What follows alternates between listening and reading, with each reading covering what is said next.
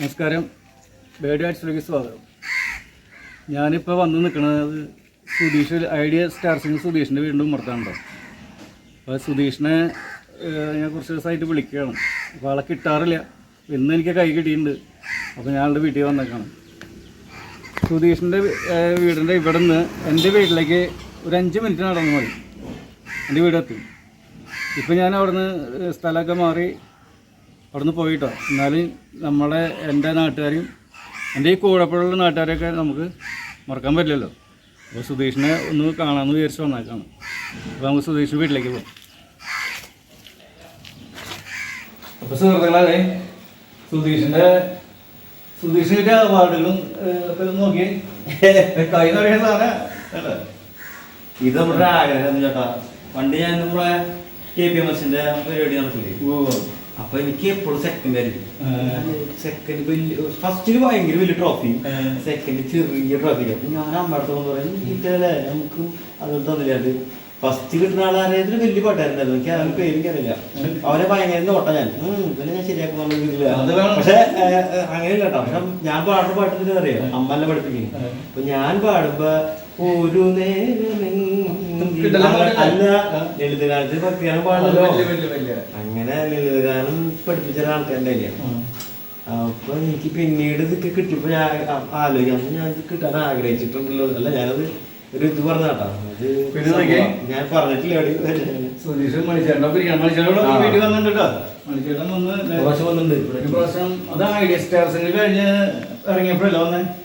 അതൊരു ആള് വന്നിട്ട് ഒരു ദിവസം എന്നെ വിളിച്ചിട്ട് പറഞ്ഞേ, അതെ നീ എവിടെയാന്ന് വെച്ചു. ഞാൻ ചാലക്കുള്ളിട്ട്. നിന്റെ അമ്മയുണ്ട് അവിടെ വെച്ചു. അമ്മയുണ്ട്, നിങ്ങൾ വന്നാൽ ഞാൻ അമ്മനെ കാണാൻ പോകാറുണ്ട്. അപ്പൊ ഞാൻ സിനിമയ്ക്ക് ടിക്കറ്റ് ബുക്ക് ചെയ്തെടുക്കാം. കൂട്ടുകാരോട് അതേ സിനിമയുടെ ടിക്കറ്റ് ഞാൻ ക്യാൻസൽ ചെയ്യാൻ ഇല്ല, അതിന് വേറെ സാധനം ഒറ്റ പോയി. എന്റെ ആളെ മറ്റേ വലിയ വണ്ടി കൊണ്ട് തിരിക്കലും അമ്മമാര് എല്ലാവരോടും പോകുന്നു. ഭയങ്കര സംഭവമായിരുന്നു ഇവിടെ. പിന്നെ ഇത് മാത്രല്ല അവിടെ കാണിച്ച് ആ സ്റ്റെപ്പ് ഒന്ന് കയറി കാണിച്ച് കാണിക്കണ്ടേ. ഇതൊക്കെ ഇത് മാത്രമുള്ള അല്ല, വീട് ഞങ്ങൾ എക്സ്ചേഞ്ച് അല്ല. ഈ മോളിലേക്ക് എത്ര റൂമുണ്ട്? അതെന്താ പറയാ, പാട്ട് നമ്മുടെ കൂട്ടുകാരന്മാര് വരുമ്പോ ഞങ്ങൾക്ക് ഇരിക്കാനൊന്നും സൗകര്യം ഉണ്ടായിരുന്നില്ല. ഞങ്ങളെ വീട് പഴയ വീട് തന്നെയാണത്, എക്സ്റ്റെൻഡ് ചെയ്തതാ.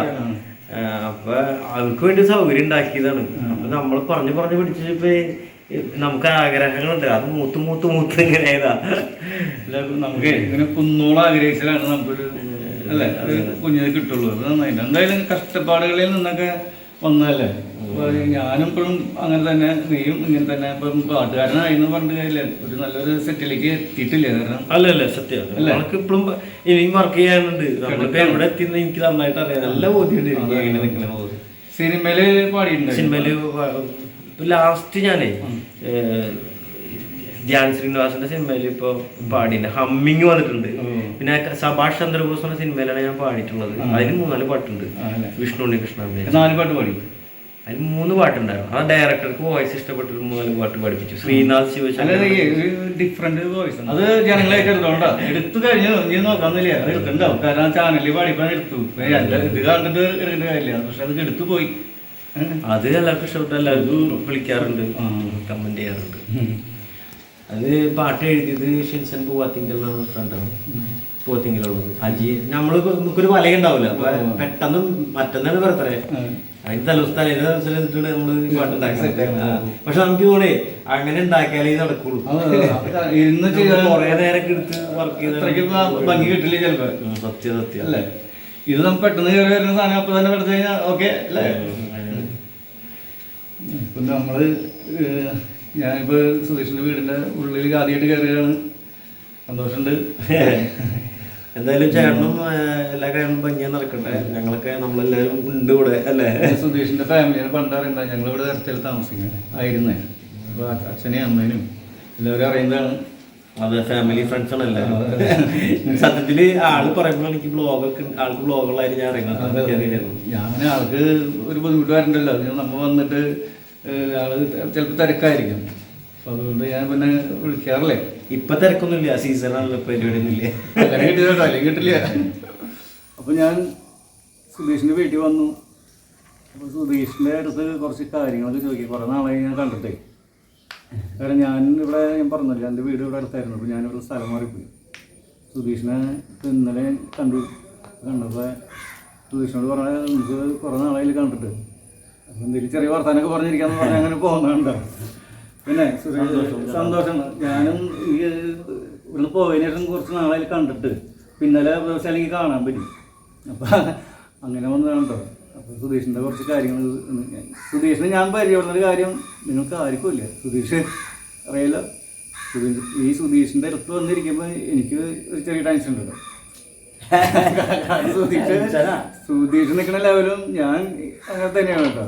അങ്ങനൊന്നും ഇല്ല. അതായത് രവികുമാർ ചേട്ടൻ്റെ രവി ചേട്ടൻ വിളിക്കുക, പണ്ട് മുതലേ പരിചയമുള്ള ആണ് ആള്. ഫിലിം ഫീൽഡിൽ ഒരുപാട് ആൾക്കാരായിട്ട് ഇവൻ നമ്മുടെ ചാലക്കുടി കലാഭവൻ മണിച്ചേട്ടൻ ഒരുപാട് ബന്ധമുള്ള ആളാണ്. അപ്പോൾ അങ്ങനെ നിൽക്കുന്ന എനിക്ക് വളരെ സന്തോഷം. കാരണം ഞാൻ ഫസ്റ്റ് പുള്ളിനെ കാണുമ്പോൾ പുല്ലിവാൽ കല്യാണം എന്ന സിനിമയിൽ ഇത്രയും ഒരു സ്ക്രീനിൽ ഒരു പരിചയമുള്ള ഒരാൾ നമ്മുടെ കൂട്ടുകാരൻ ചേട്ടൻ എന്ന് പറഞ്ഞിട്ട് കൂട്ടുകാരനെ പരിചയപ്പെടുത്തി. ആളാണ് രവി ചേട്ടൻ. ഒരുപാട് സിനിമയിൽ ഹാർഡ് വർക്ക് ചെയ്തിട്ടുണ്ട്, അഭിനയിച്ചിട്ടുണ്ട്. അപ്പോൾ ചാലക്കുടിയിലെ അടുത്തൊരു കലാകാരനാണ്. അപ്പോൾ ഈ സിനിമയുടെ കഥ പറഞ്ഞപ്പോഴേ ഞാൻ ചാലക്കുടിയിൽ എഴുത്തൊക്കെ ആയിരുന്നു, ഒരു ആർട്ട് വർക്കായിരുന്നു, പടം വരയ്ക്കുവാണെങ്കിൽ. അതന്നെ. അപ്പം നമ്മുടെ കലാമണി ചേട്ടനല്ലേ, മണിച്ചേട്ടാന്ന് ഞാനിപ്പോൾ ഇവിടെ ആളെ പേരെ വിളിക്കാറ്. പക്ഷെ നമ്മളെല്ലാവരും നമ്മൾ ചേട്ടാന്ന് വിളിക്കുമ്പോൾ എനിക്ക് വിളിക്കാണ്ടിരിക്കാൻ പറ്റില്ല കേട്ടോ. അപ്പം അതുകൊണ്ട് വിളിക്കുന്നതാണ്. അപ്പോൾ ആളുടെ ഫോട്ടോ ഞാനൊരു കടയ്ക്ക് വേണ്ടി വർക്ക് ചെയ്തതായിരുന്നു, കേസരി കടയ്ക്ക് വേണ്ടി. പണ്ട് ചേട്ടൻ്റെ വീട്ടിൽ പോകുമ്പോൾ മോഹൻലാൽ മമ്മൂട്ടി പടം വരച്ചിട്ടല്ലേ എനിക്ക് പേര് കിട്ടിയാണ്. പിന്നെ ആ പടത്തോടുകൂടിയാണ് ഞാൻ ഭയങ്കര ആർട്ടിസ്റ്റാന്നുള്ളൊരു ലേബൽ എനിക്ക് വന്നത്. അപ്പോൾ ഈ ആളുടെ പടം ഞാൻ വരച്ചിട്ടുണ്ടായിരുന്നു. അപ്പോൾ ഒരു ദിവസം ആൾ കണ്ടിരുന്നു ഈ പടം. അപ്പോൾ ഞാൻ നമ്മളെ ഇവിടെ തൊട്ട് അപ്പുറത്ത് അമ്പലമുണ്ട് ഞങ്ങളുടെ ശിവക്ഷേത്രം. അപ്പോൾ അവിടെ ഞാൻ തൊഴാൻ പോയിട്ട് വരുമ്പോൾ ഞാനാളെ എന്നെ ഇവിടെ റോഡിൽ വെച്ച് കണ്ടപ്പോൾ ആൾ വണ്ടി നിർത്തിയിട്ട് ഇപ്പം എന്നെ നിർത്തി എൻ്റെ വിശേഷം ചോദിക്കേണ്ട കാര്യം ആൾക്കില്ല കേട്ടോ. പക്ഷെ ആള് പരിചയമുള്ളവരൊന്നും കാണാത്ത പോലെ പോകുന്ന ആളല്ല കേട്ടോ വിളിച്ചത്. അതെ അതെ അതെ. അവിടെ ആളുടെ ഒരു എനിക്കെല്ലാം ഓർമ്മയുണ്ട്. ഞാൻ ഒരു ദിവസം രാകേഷ് ഡാൻസ് കളിക്കുന്ന രാകേഷില്ലേ, അത് ഞങ്ങൾ ഗവൺമെൻറ് ആശുപത്രിയിൽ വരുമ്പോൾ മണിച്ചേട്ടൻ്റെ വണ്ടി നിൽക്കണേ, മണിച്ചേട്ടൻ കൊടുക്കണേ ഒരു പൈപ്പ് തുറന്നു നടക്കുക. അപ്പോൾ ആൾ പൈപ്പ് പൂട്ടിയിട്ട് പോകും. അതാണ് ആള് നിങ്ങളുടെ ഞാൻ തിരിച്ച് ചെത്തു. അപ്പം ഞാൻ ആളെ എന്നോട് നിർത്തിയിട്ട് വണ്ടി നിർത്തിയിട്ട് അന്നൊരു മാരുതി കണ്ടായിരുന്നു എൻ്റെ ഓർമ്മ കേട്ടോ. അപ്പോൾ ആളിങ്ങനെ വണ്ടി നിർത്തിയിട്ട് എങ്ങനെ പോയി. അപ്പോൾ ഞാൻ സൈക്കിളിലാണ് കേട്ടോ.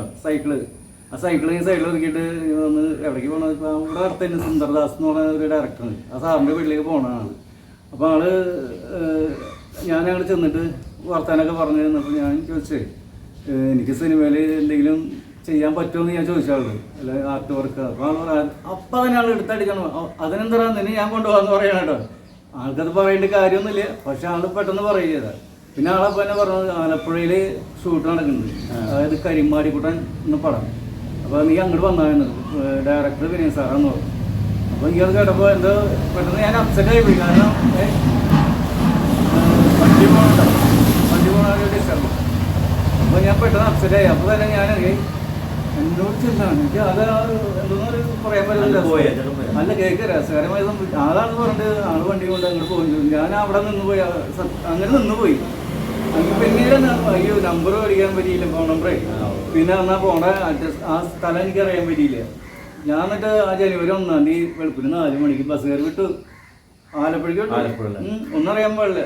അങ്ങനെ ഞാൻ തേടി പിടിച്ച് ചെന്നു. അങ്ങനെ പോണ സമയത്ത് അവിടെ വേറൊരു വർക്ക് എടുക്കുന്നത് നമ്മുടെ ജയറാം സാറിൻ്റെ ആളുടെ വർക്ക് എന്ന് വെച്ചാൽ ഈ ഷാർജ ടു ഷാർജ ആ പടത്തിൻ്റെ വർക്ക് എടുക്കുക.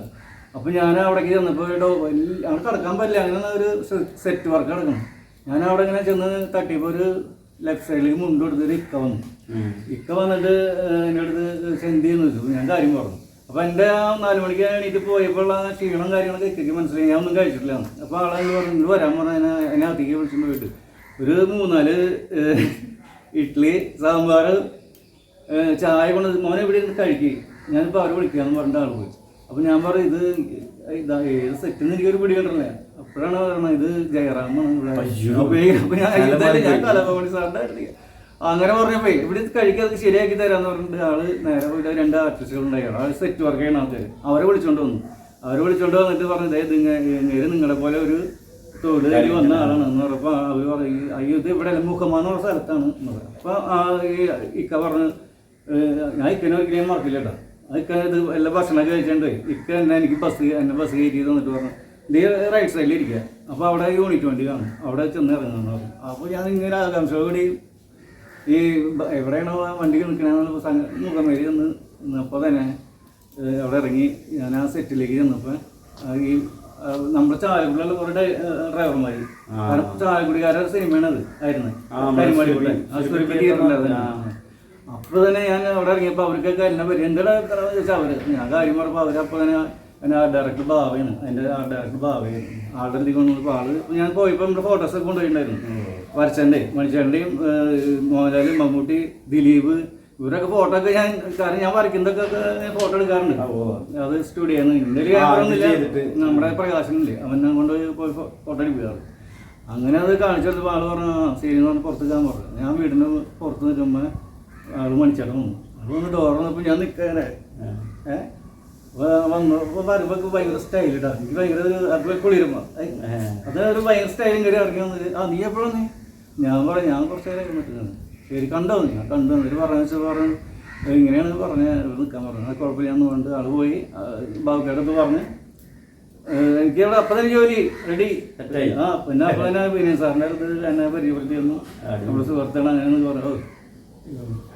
മറക്കില്ല കേട്ടോ. എത്ര വർഷം അത് കരിമാടിക്കൂട്ടം കഴിഞ്ഞിട്ട് പിന്നെ അത് വീട്ടിൽ മുന്നോട്ട് പോകാൻ എനിക്ക് പറ്റില്ല. അച്ഛന് സുഖമുണ്ടായി അച്ഛനെ കൊണ്ടുപോകാനൊന്നും പിന്നെ അറിയില്ല. അപ്പോൾ അങ്ങനെ അത് ഇടയ്ക്ക് കുഞ്ഞു കുഞ്ഞു അഭിനയങ്ങളും കാര്യങ്ങളൊക്കെ ആയിട്ടാണ് വന്നത്. അത് സുധീഷ് നേരത്തെ പറഞ്ഞു. പിന്നെ ഇവിടെ നാടകത്തിലേക്ക് പിന്നെ സുധീഷിനെ ഓർമ്മയില്ലേ നമ്മളിവിടെ നമ്മുടെ കുഞ്ഞന്തുൻ്റെ വീട്ടിൽ ശബരിമലയ്ക്ക് പോകണം ഹാർമോണിയം തബല അന്ന് സുധീഷ് കുഞ്ഞിയേക്കാനായിട്ടാ ഒരു 5-6 ഇങ്ങനെ പഠിക്കണമെന്ന് തോന്നുന്നെങ്കിൽ ആള് അന്ന് ഭയങ്കര ടാലന്റുകളും അന്ന് പാടും.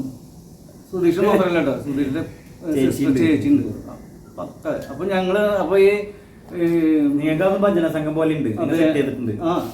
സുബ്രഹ്മണ്യൻ ചേട്ടൻ പൊക്കത്തെ അതന്നെ സുബ്രൻ ഞാൻ അന്ന് കലാഭവൻ ജോയി അയ്യപ്പൻ തബല ചാലക്കുടി. അപ്പോൾ ഞങ്ങൾ അവിടെ പാടിയപ്പോൾ അന്ന് എനിക്ക് മനസ്സിലായിട്ടുണ്ട് സുധീഷ് നമ്മൾ പിടിച്ചോർന്ന് കിട്ടിയാണ്. സത്യം നമ്മൾ പറയുന്നല്ലേ അന്ന് എൻ്റെ ഉള്ളിൽ കേട്ടോ, വേറെ ആരോടും അത് പറഞ്ഞില്ല. അത് സത്യമായി മാറി എന്നുള്ളത് ചേട്ടാ. അത് അമ്മ നന്നായിട്ട് പാടില്ലേ ഭജന, എൻ്റെ അമ്മ പാടും. അപ്പോൾ അമ്മയുടെ എനിക്ക് കിട്ടിയത്. എന്നിട്ട് ഞങ്ങളോട് ഒരു ഭജന സംഘമൊക്കെ ഉണ്ടായിരുന്നു. അതിൻ്റെ ഓം കൃഷ്ണനാരായണൻ ഞങ്ങളുടെ വീട്ടിൽ. അപ്പോൾ അങ്ങനത്തെ എക്സ്പീരിയൻസ് ഉള്ള പിന്നെ ഈ അമ്പലങ്ങൾ നമ്മുടെ സുബ്രഹ്മണ്യ സ്വാമി ക്ഷേത്രത്തിൽ ഇങ്ങനത്തെ ഒരു പാട്ടേ പാടാളൂ. അന്ന് നമ്മള് കുറെ പാട്ട് പാടി അത് നമ്മള് തന്നെയല്ലേ പാടാണ്ടായുള്ളൂ. രസമാണ് കേട്ടോ. അന്നത്തെ കാലഘട്ടമൊക്കെ അതൊരു സംഭവം തന്നെയുണ്ടോ. അത് മൊബൈലൊക്കെ ഉണ്ടാവും. അന്ന് മൊബൈലില് പോകണമെങ്കിൽ ഇതൊക്കെ നമുക്ക് പറയാം ഇങ്ങനത്തെ കാര്യങ്ങള്. അല്ലാണ്ട് അല്ല അത് വേറെ രസമാക്കണം. നമ്മുടെ ഈ അയ്യപ്പന്റെ അമ്പലമില്ലേ, ഈ അയ്യപ്പന്റെ അമ്പലത്തിൽ നാടകം സുബ്രഹ്മണ്യ സ്വാമി ക്ഷേത്രം അല്ല ഇത് ഈ അമ്പലം കഴിച്ചുകൊണ്ട്. അപ്പൊ അവിടെ ഞാനിങ്ങനെ എവിടെ എനിക്ക് മൈക്ക് ഈ സ്റ്റേജ് കണ്ടിട്ടുണ്ടെങ്കിൽ ഞാൻ ചെന്ന് ചോദിക്കും പാടാൻ. അപ്പൊ ഈ മൈക്ക് കണ്ടാൽ എനിക്ക് പറഞ്ഞു അപ്പൊ പാട്ട് പറഞ്ഞു. ഞാൻ അവിടെ ചെന്നിട്ട് ഇങ്ങനെ അവരോട് പറഞ്ഞു എനിക്ക് പാട്ട് പറഞ്ഞു പറഞ്ഞപ്പോൾ അവർ പറഞ്ഞു ഈ നാടകം കണ്ട് പാടിക്കളാൻ പറഞ്ഞു. അങ്ങനെ നാടകം കഴിഞ്ഞവരെ ഞാൻ എൻ്റെ സൈഡിൽ നിൽക്കുന്നുണ്ട് ഈ സ്റ്റേജിൻ്റെ. ഈ നാടകം കഴിഞ്ഞ് നാടക ടീമിന് പോകണ്ട. അപ്പോൾ അവർ ബാക്കാട്ടിനെ അടിക്കണം. അപ്പോൾ ഞാൻ എനിക്ക് പാട്ട് പാടുന്നുണ്ട് അങ്ങനെ ഈ പാടിക്കാവുന്ന ഒരു കാര്യമാണ്. പാട്ട് പാടുമ്പോൾ അഴിച്ചോണ്ടിരിക്കുക. അപ്പോൾ ഓഡിയൻസ് ഒക്കെ എനിക്ക് പോയി തുടങ്ങി. ഞാൻ വിട്ടില്ല, കാരണം എൻ്റെ കയ്യിൽ മൈക്ക് അടിക്കല്ലേ വെച്ച് പഠിച്ചു. ആരെയും ഇന്നാണെന്നുണ്ടെങ്കിലേ ഇങ്ങനെ മൊബൈലിൽ ആരെങ്കിലും പകർത്തിയത് എല്ലാം വാട്സാപ്പിൽ ഇട്ട് അന്നത് ആര് കാണാൻ കാലഘട്ടം. അപ്പോൾ നമ്മൾ ഇപ്പോൾ സുധീഷിൻ്റെ ഇതുപോലെ തന്നെ ഉണ്ടോ. സുധീഷ് നമ്മൾ വിചാരിച്ച പോലെ ആളെല്ലാം പറഞ്ഞു. സുധീഷേ ഞാനേ സുധീഷ് ഒരു പാട്ട് ട്യൂൺ ചെയ്തത് മെലഡി അത് മകന് വേണ്ടിയിട്ട് എൻ്റെ പൊന്നെ അതൊന്ന് കേട്ടു നോക്കട്ടെ. അത് ഞാൻ ഫസ്റ്റ് പാടിക്കാൻ എൻ്റെ ഉള്ളിലായിട്ട് ഞാൻ ഇവിടെ വന്നിട്ടാണ്. അതിൻ്റെ നമുക്ക് ആഗ്രഹം ഉണ്ടാവില്ല ചില ഇപ്പം നമ്മുടെ എനിക്കിപ്പോൾ ചെയ്യാൻ പറ്റിയ കാര്യങ്ങൾ ഇതൊക്കെ ആയിരിക്കും അവർക്ക് വേണ്ടിയിട്ട്. നമുക്ക് പണ്ടൊന്നും ഉണ്ടായിക്കോട്ടെ നമുക്ക് തോന്നില്ല നമ്മുടെ കാലഘട്ടം. സുധീഷ് ആ ചാനലിൽ പാടിപ്പോയി ഞാനത് ഇരുന്നാൾ ഇതായി പോയി. അത് ഭയങ്കര സംഭവമായിട്ട് അവരൊക്കെ അതവിടെ ഭാഗ്യത്തിന് പറഞ്ഞത് അവർ പറഞ്ഞു ഞാൻ മണിച്ചേട്ടൻ്റെ കുറേ വൈറൽ പാട്ടിൽ പാടില്ല അപ്പോൾ അത് ഓൾറെഡി നമുക്ക് പാടില്ല. അപ്പോൾ വേറെ പാട്ട് പെട്ടെന്ന് പ്രിപ്പയർ അല്ലായിരുന്നു. ഞാൻ പറഞ്ഞു ഇങ്ങനെ കുറേ നമുക്ക് ഇങ്ങനെ പ്ലേലിസ്റ്റ് നമ്മുടെ ലിസ്റ്റുകളാണ് അതൊക്കെ. അപ്പോൾ ഞാൻ ഇങ്ങനെ പാട്ട് പറഞ്ഞാൽ പാടി പറഞ്ഞു രജിത്തേട്ടനൊക്കെ. അപ്പോൾ തന്നെ അത് ഈ ചെയ്ത് അപ്പോൾ തന്നെ ഒരു ഇതുകൊണ്ട് 5 മിനിറ്റ് എടുത്തില്ല അത് ചെയ്തത്. നമ്മളെ തുടക്കം മാത്രമേ ചെയ്തത്, ബാക്കിയൊക്കെ നമ്മുടെ ആ സമയത്ത് വന്നു പോയതാ. ഭയങ്കര പാട്ടാട്ടത്. ഇത് ഇന്ന് പാടിയേ നമ്മള് എന്തായാലും നമ്മള് പറഞ്ഞിരുന്ന കാര്യമില്ല. മലരോളി പൂനിലാവേ മന്ദാര പൂക്കിനാവേ മഞ്ചാടി പൊൻകുറുമ്പേ മാമ്പുള്ളി തേൻ കരിമ്പേ നെഞ്ചോരം ചായും നേരം കിന്നാരം മൂളും വാവേ പുന്നാരം കൊഞ്ചി കൊഞ്ചി വായോ വായോ രാരിരാരോ രാരിരാരോ രാരാരോ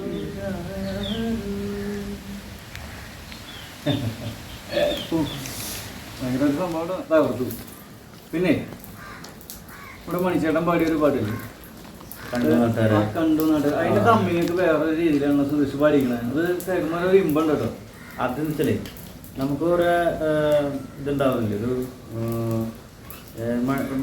ഈ 10 വർഷം മുമ്പാണ് സ്റ്റാർ സിംഗറിൽ ഉണ്ടായിട്ട്. 10 വർഷം മുമ്പല്ലേ നമ്മളെ ഇത് കഴിഞ്ഞ ശേഷം ഈ കണ്ടു നാട്ടുകാര് ഫ്ലവേഴ്സ് ചാനലിൽ പാടിയതിന് ശേഷം ആൾക്കാർ ഇതന്ന് പണ്ട് പാടിയ അങ്ങനെ ഓർമ്മ വന്നത്. ആ പാട്ട് കാരണം നമുക്ക് നല്ല വീട്ടിലുണ്ടായി. അത് ആ പാട്ടിൻ്റെ വരികളും മനുഷ്യനെ പാടിൻ്റെ ഒരു സാധനമുണ്ട്. അപ്പോൾ അതുകൊണ്ടാണ് ആ പാട്ട് വീണ്ടും നമുക്ക് നമ്മളിലൂടെ കേട്ടപ്പോൾ അവർക്ക് ഭയങ്കര ഇഷ്ടമായി. നമ്മളെന്തെങ്കിലും ആ വരിക്ക് ഭയങ്കര ഇമ്പോർട്ടൻസ് ഉണ്ട്. അപ്പോൾ എഴുതിയ ആളില്ലേ സുരേന്ദ്രൻ കണ്ണൂക്കാടെന്ന് ചേട്ടനാ, മഞ്ചേട്ടൻ എല്ലാ പാട്ടും എഴുതുന്ന ആളാണ്. അപ്പോൾ ഞാൻ കുറേ എനിക്ക് ഭയങ്കര ഇഷ്ടമുള്ള പാട്ടാണ്. അപ്പോൾ അത് ഞാൻ പാടി വെച്ചിട്ട് കുറേ നാളായി. ഞാൻ ഷൂട്ടൊന്നും അങ്ങനെ ചെയ്യുന്ന ആകേണ്ട, പക്ഷേ അങ്ങനെ വേണ്ടാന്ന് വെച്ചു. എന്നിട്ട് ഞാൻ എൻ്റെ ഫ്രണ്ട് അജി എന്നുള്ള കൂട്ടുകാരൻ വെറുതെ യൂട്യൂബ് ചാനൽ തുടങ്ങിയപ്പോൾ നമ്മുടെ കൊറോണ സമയം ഉണ്ടാവില്ലേ, ആ സമയത്ത് വെറുതെ ഇട്ടതാണ് യൂട്യൂബിൽ. അങ്ങനെ ആൾക്കാർ കേട്ടു. പിന്നെ ഫ്ലവേഴ്സിൽ വന്ന് പാടിയത് അടിപൊളി. അപ്പോൾ നമ്മുടെ ക്രിയേഷൻ കൊണ്ടുവന്നാണ്. നമുക്ക് നമ്മുടെ പഠിക്കും. കണ്ടോ നാട്ടാരെ കണ്ടോ എൻ നാട്ടാരെ ഉണ്ണിടമ്മയെ കണ്ടോരുണ്ടോ കാലമതി കാലേ കൂരേന്ന് പോയില്ലേ തിരികെ വന്നപ്പോൾ കണ്ടില്ലോളെ കഞ്ഞി കുടിക്കാണ്ട് പഴം കഞ്ഞി കുടിക്കാണ്ട് കാലം പുലർക്കാലെ പോയതാണ് മേലെ കണ്ടത്തിൽ വിത്തേറിയാനായി നേരം പുലർക്കാലെ പോയതാണ്. ഉണ്ണി കരയുന്നു മറ്റേ പാട്ടിൽ അങ്ങനെ ഒരു ശബ്ദം അങ്ങനെ ഇട്ടുണ്ട്. ഉണ്ണി കരയുന്നു അതില്ലേ. അപ്പൊ മണിച്ചേട്ടൻ ട്രിബ്യൂട്ട് അല്ല 6ാമത്തെ വർഷമാണ് ആളുടെ തിരുവനന്തപുരത്ത് ഞാനത് ആ വോയിസ് കേട്ടപ്പോഴാണ് ആ പാട്ട്. ചില ആൾക്കാർ ഇങ്ങനെ നേരത്തെ പാട്ടൊന്നും കേൾക്കണമല്ലോ, പക്ഷെ ഇടിവെട്ടും ആ കൊച്ചിന്റെ ശബ്ദം വരുമ്പോൾ ആൾക്കാർ സംഭവം ചോദിക്കും. അത് പഠിച്ചിട്ടാ പാട്ട്. ഇവിടെ അജി എന്നുള്ള കൂട്ടുകാരൻ ക്രിയേറ്റ് ചെയ്തു ചിലപ്പോൾ അജി ഡൻഡ്രോസ്. പിന്നെന്തൊക്കെ പറയുകയാണെങ്കിൽ കുറേ പാട്ടുകൾ പഠിക്കാണ്ട്. ഇനി ഞാൻ പറഞ്ഞ പാട്ടുകളൊക്കെ ആള് പാടിക്കും. ഇനി ആളുടെ ഇഷ്ടം എന്താ പറയുക പഠിക്കട്ടെ. അതൊന്നും നോക്കി അങ്ങനെ പെട്ട ഇഷ്ടമുള്ളത്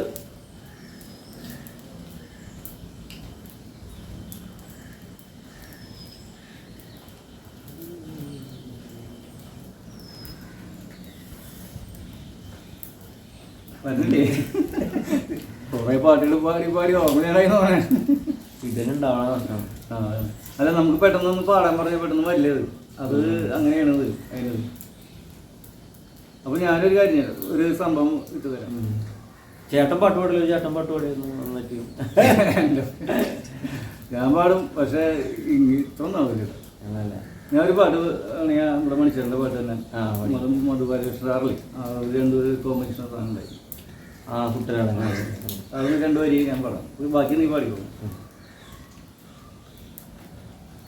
കുട്ടനാടൻ കായലിലെ കെട്ടുവെള്ളം തുഴയുമ്പോൾ പാട്ടൊന്ന് പാടടി കാക്കക്കാറമ്പി, അന്തിക്കൂടൻ കമഴ്ത്തി ഞാൻ നീളങ്ങളിൽ കുടിക്കുമ്പോൾ പഴങ്കഥ പറയടി പുള്ളിക്കുയിലേ. പുള്ളിക്കുയിലേ തഞ്ചക്കിന് വെള്ളം തേവണം, കള്ളിക്കുയിലേ തഞ്ചത്തിന് മീനും പിടിക്കണം, വേമ്പനാട്ട് കായൽ തിരകൾ തുടിക്കുന്നു തകർന്നിമുത്തിമുറേ, അമ്പിളി ചുണ്ടൻ വെള്ളം തുടിക്കുന്നു തകർന്നിമുത്തിമുറേ. കുട്ടനാടൻ കായലിലെ കെട്ടുവെള്ളം തുഴയുമ്പോൾ പാട്ടൊന്ന് പാടടി കക്കക്കറമ്പി, അന്തിക്കൂടൻ കമഴ്ത്തി ഞാൻ ഇളങ്ങളിൽ കുടിക്കുമ്പോ പഴങ്കാറ്റ പറയടി പുള്ളിക്കുയിലേ. മതി മാരികളൊക്കെ ഇങ്ങനെ പറയുമ്പോൾ പെട്ടെന്ന് നമ്മുടെ ഈ ചാനല് അതാണ് പറയാൻ വന്നത്. ഈ നമ്മുടെ രവികുമാർ ചേട്ടൻ്റെ പണ്ട് ആൾ കുറെ വർക്ക് ചെയ്തെങ്കിലും ഇപ്പോൾ ആൾക്ക് ചെറിയ ഹൃദയത്തിൻ്റെ ചെറിയ പ്രശ്നങ്ങളൊക്കെ ഉണ്ട് ആൾക്ക്.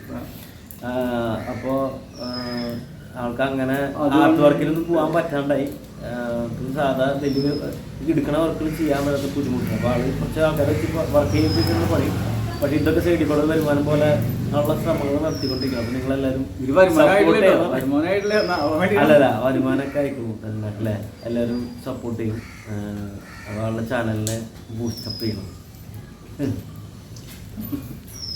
സുധീഷേ, ഇപ്പം എൻ്റെ കാര്യം പറഞ്ഞത് ആത്മാർത്ഥമായിട്ട് ഞാൻ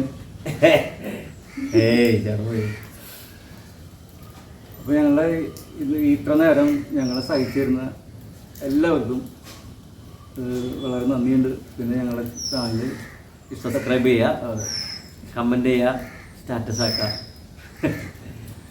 ബൈ.